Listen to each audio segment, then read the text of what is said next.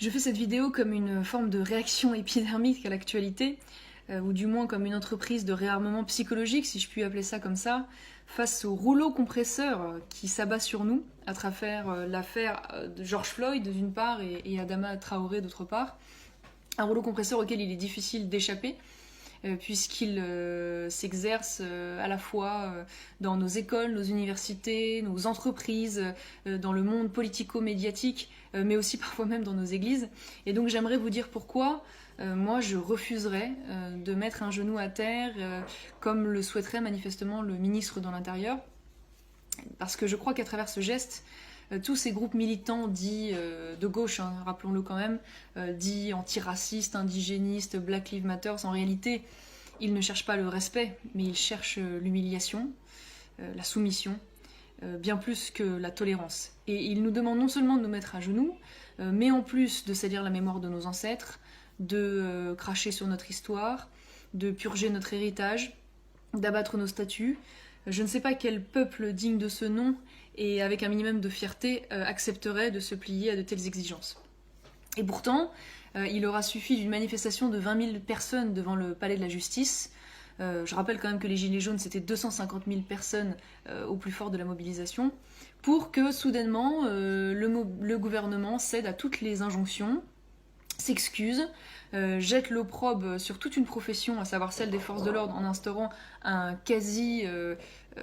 quasi-présomption de culpabilité, et même refuse d'appliquer des sanctions à l'égard de manifestations pourtant illégales, malgré les restrictions liées au Covid-19.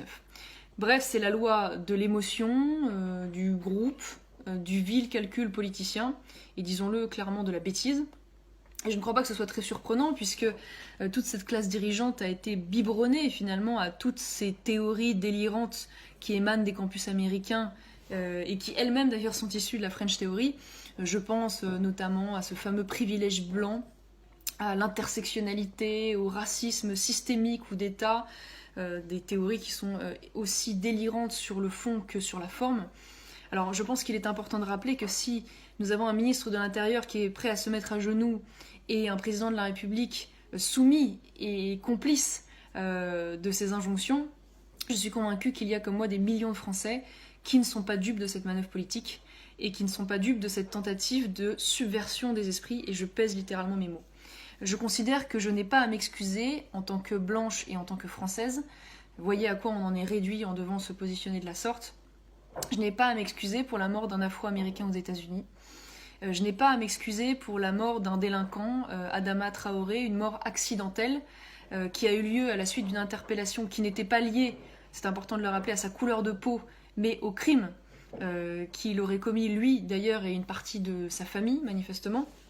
Je n'ai pas à m'excuser parce que je n'ai pas colonisé, je n'ai colonisé personne, je n'ai mis personne en esclavage, de la même manière que tous ces groupes politiques et tous ces militants politiques eux-mêmes n'ont jamais été colonisés ou mis en esclavage.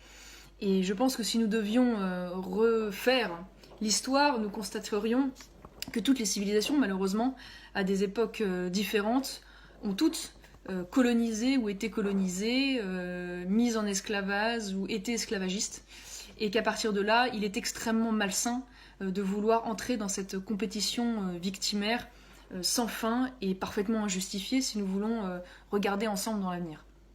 Alors c'est vrai que fut un temps, on s'ennoblissait d'être des héros et non pas des victimes. Manifestement aujourd'hui, ces groupes indigénistes, antiracistes se complaisent dans ce statut pourtant peu flatteur de victime éternelle.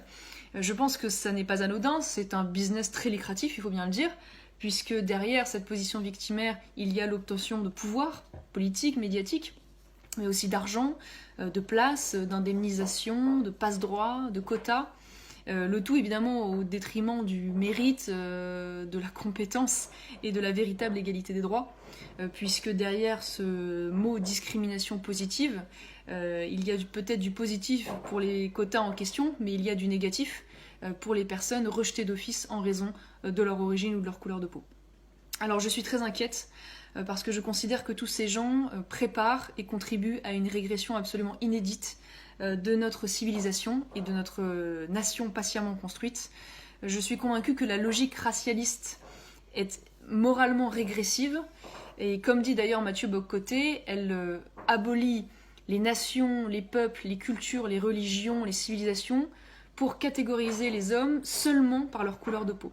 Je trouve que c'est un monde absolument atroce que celui où l'on devra regarder d'abord la couleur de peau avant de juger chaque acte qui sera posé par un homme.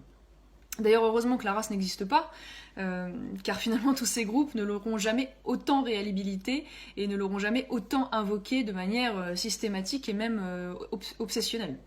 Heureusement d'ailleurs, beaucoup de Français, blancs ou noirs d'ailleurs, quelles que soient leurs origines, et j'en suis convaincue, ne sont pas intoxiqués par cette forme d'américanisation des esprits.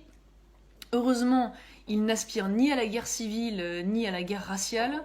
Heureusement, ils refusent de participer à ce concours victimaire. Heureusement, ils refusent les passe-droits sur la base de la couleur de peau ou des origines. Et j'espère de tout cœur que les Français sauront puiser dans leur histoire, leur culture, leur intelligence, les armes politiques pour refuser cette repentance et cette autoflagellation qui nous condamne objectivement à sortir de l'histoire. Alors certains m'objecteront, oui, mais finalement ce phénomène ne prend véritablement de l'ampleur et on n'en voit les excès qu'aux États-Unis. Oui et non, d'une part. Et malheureusement, la plupart des phénomènes que nous connaissons à l'heure actuelle ne sont que des phénomènes importés avec 10 ans de retard depuis les États-Unis. Et donc je crois que dès aujourd'hui, nous devons lutter, résister contre ce phénomène et nous devons au contraire dès maintenant être avertis et vigilants.